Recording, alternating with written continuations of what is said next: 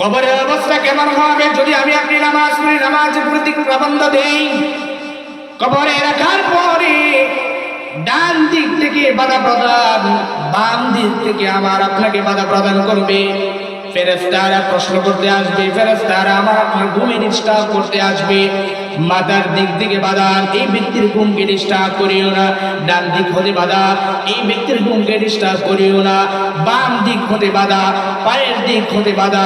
কে বাধা দেয়, কি বাধা দেয়? মুফাসসিরিন কেরাম বলেন যে কারা বাধা দেয়?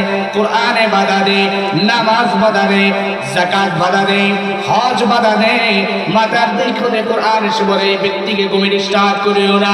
ফি কালামিল্লাহ, ফি কিতাবিল্লাহ, আল্লাহর কিতাবের সাথে এই ব্যক্তির বড় তাআল্লুকার সম্পর্ক রয়েছে। দুনিয়ায় থাকা অবস্থায় এই ব্যক্তি কোরআন তেলাওয়াত করেছে, এই ব্যক্তি কোরআনের সাথে বড় তাআল্লুকার সম্পর্ক, গভীরতা রয়েছে। কোরআনকে তেলাওয়াত করেছে, কোরআন হিফজ করেছে, কোরআনের সাথে বড় একটা সম্পর্ক আছে। এই ব্যক্তির ঘুমে ডিস্টার্ব করিও না। কোরআনও বলবে এই ব্যক্তিকে ঘুমে ডিস্টার্ব করিও না। নামাজ বাধা প্রদান দিবে, নামাজ পড়বে। আমাকে এই ব্যক্তি যত্ন সহকারে হক আদায় করে করে করে করে নামাজ পড়েছে, নামাজের প্রতি খেয়াল ছিল। নামাজ আমি এতটা গুরুত্ব সহকারে পড়েছি, দুনিয়ার কোনো কাজ তাকে মশগুল করতে পারে নাই, দুনিয়ার কোনো কাজ থেকে বাধা প্রদান করতে পারে নাই। আমি নামাজকে গুরুত্ব সহকারে, আমি নামাজকে নামাজ হিসাবে গুরুত্ব দিয়ে নামাজ পড়েছি। যাকাত বলবে এই ব্যক্তির ঘুমে ডিস্টার্ব করিও না।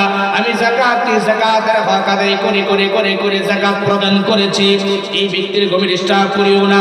পায়ের দিক হতে বলবে, হজ এসে বলবে বাইতুল্লাহর কিনার ধরে ধরে ধরে ধরে লাব্বাইক দিয়েছে, এই ব্যক্তির ঘুমে ডিস্টার্ব করিও না।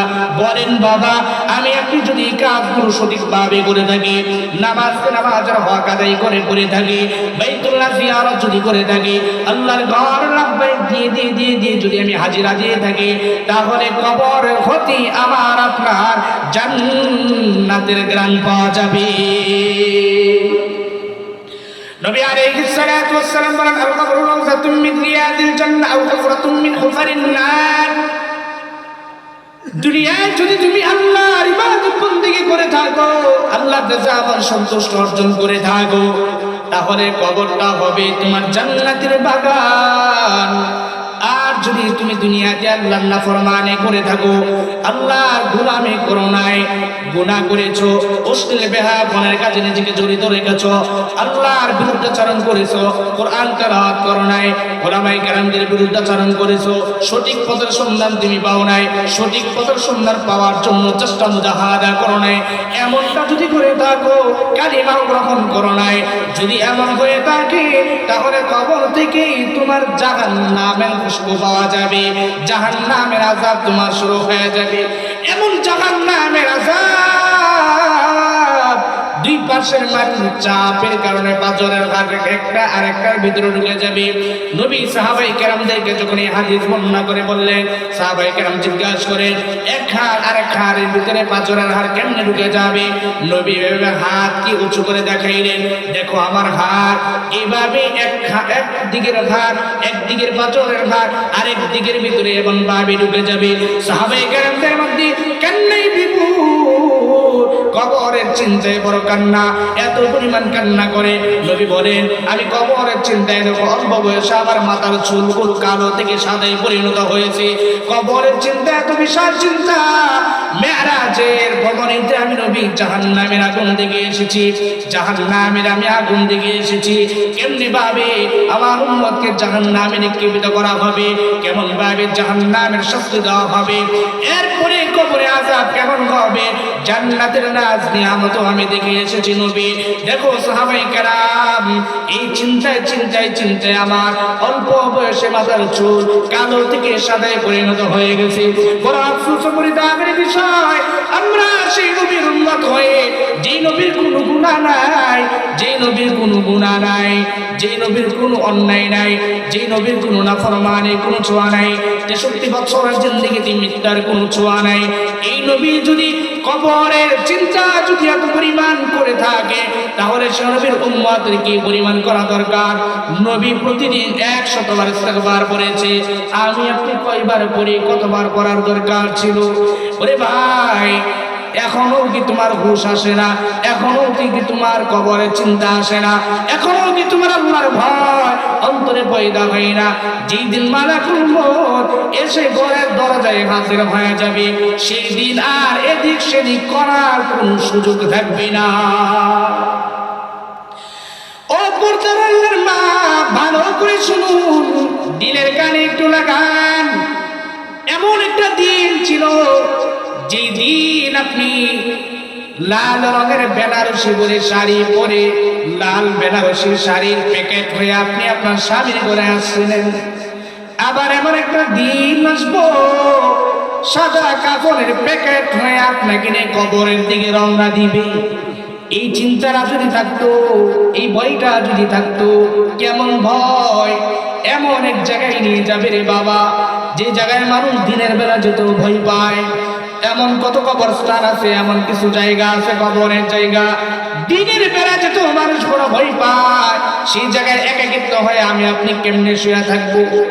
আমার আপনার বাবাকে সেই জায়গায় রেখে আসছি, মাকে সেই জায়গায় রেখে আসছি, একাকী হয়ে শুয়ে আসি। আমি আপনি আরামের বিছানায় কেমনে করে ঘুমাই, কত সুখে ঘুমাই, কত আরামে আছি, অথচ সেই মা আমার আপনার জন্য কত কষ্ট করেছে, কি পরিমাণ কষ্ট করেছে। প্রসব বেদনা যখন শুরু হয়েছে, 7 আসমান 7 জমিন মায়ের মাথার উপরে এসে পড়েছে। মার কান্নার আওয়াজে আসমান জমিন ভারী হয়ে গিয়েছে। ওই দুঃখিনী মাকে এমন এক জায়গায় শুয়ে রেখে আসলাম। সন্তানের চোখের পানি, এত পরিমাণ চোখের পানি রে বাবা, সন্তান চোখের পানি ফালাইতে ফালাইতে চোখগুলো ফুলায় ফেলছে। বরগুনার ইতিহাস, বরগুনায় যখন গত 2-3 বছর আগে যখন বন্যা হয়েছে, বাবা 2 সন্তানকে হাতে ধরে ধরে বাঁচার জন্য চেষ্টা করেছে। বাঁচার জন্য চেষ্টা করার পর বন্যার পানি তাদেরকে ধাবিত করে করে করে করে যখন এত বিশাল পানি, চারদিকে শুধু পানি আর পানি, বাবা 2 সন্তানের হাত ধরে রেখেছিল, সন্তান 2 হাত বাবার 2 দিকে ধরে রেখেছে। এরপরে যখন দেখতেছে আমিও বাঁচবো না, আমার সন্তানও বাঁচবে না, সে সময় আল্লাহর কথা স্মরণে আসছে, আমিও বাঁচবো না, আমার সন্তানও বাঁচবে না। ও বাবা, পরমের কথা যদি একটু দিলের মধ্যে পয়দা হয়ে থাকে, আল্লাহর ভিতরে কি অন্য কিছু আমি আপনি করতে পারি না, গুনাহ করতে পারি না, নাফরমানির দিকে মন আমার আপনার ধাবিত হবে না। এই যে বাবা 2 সন্তান 2 দিকে 2 হাতে ধরে রাখার পরে, এরপরে যখন পানি এত পরিমাণ পানির কাছে যাওয়ার পর বাবা চিন্তা করলো, আমিও বাঁচবো না, আমার সন্তানকে তো বাঁচাইতে পারবো না। সন্তানের হাত কিভাবে জানি নেই, সন্তানকে 2 হাত থেকে 2 সন্তানকে ছুড়াইতে পারে না। পত্রিকায় পেয়েছি, যখন পড়েছি চোখের পানিকে আর ধরে রাখতে পারি নাই। এরপরে 2 সন্তানকে ছাড়তে চায়, কিন্তু সন্তান ছাড়ে না। বাবা 2 হাত জানা দেয়, তারপরও সন্তান হাত ছাড়ে না। মরণের ভয়, এখান থেকে চিন্তা করলে অনেক কিছু শিকার আছে। এবার বাবা বাঁচতে চায়, বাবাও বাঁচার কোনো উপায় নেই, সন্তানকেও বাঁচার কোনো উপায় নেই। বাবা যদি বাঁচতে যায়, তাহলে সন্তানকে 2 হাত ছুড়াইতে হবে। আর যদি বাবা সন্তানদেরকে বাঁচাইতে চায়, তাহলে নিজেও বাঁচবে না, সন্তানদেরকেও বাঁচাইতে পারবে না। এবার বাবা কি করলো, বড় কষ্টের বিষয়, 2 হাত 2 দিকে 2 সন্তানের হাতে বাবার মুখটাকে এভাবে কাছে নিয়ে এমন জুড়ে 2 সন্তানের হাতে এমন ভাবে কামড়ের দাগ বসায় দিছে, এমন ভাবে কামড়ের দাগ বসায় দিছে, তারপরও সন্তান ছাড়তে চায় না। এরপরে হাত জোর জোর করে করে করে করে আবারও কামড়ের দাগ বসায় দিছে। এরপরে 2 সন্তান 2 দিকের হাতকে ছেড়ে দেওয়ার পরে বাবা বাঁচতে পেরেছে। ও বাবা, ও ভাই, মরণের কথা কি চিন্তা আসে না? কত মানুষ ঘুমের ঘরে মারা যায়, কত মানুষ রোড অ্যাক্সিডেন্টে মারা যায়, কত মানুষ সকালে ঘুম থেকে ওঠার পরে হঠাৎ করে দেখে ঘুমের বিছানায় ধরেও না, কোনো কিছু বলেও না, এমন ভাবে শক্ত হয়ে শুয়ে আছে, রাতে ঘুমের মধ্যে স্ট্রোক হয়ে মারা গেছে, আছে না নাই?